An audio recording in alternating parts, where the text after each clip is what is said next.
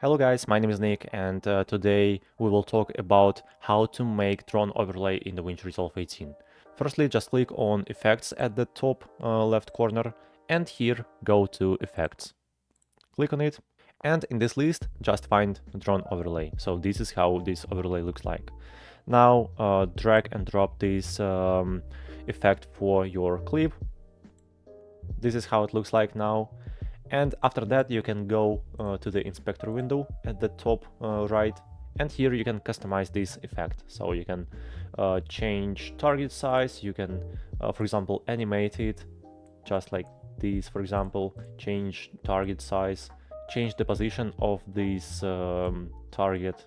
You can do anything with this effect. So this is how you can easily use drone overlay in Davinci Resolve. Hope my video was helpful for you. Please subscribe to my channel and like this video. Thank you so much. Goodbye.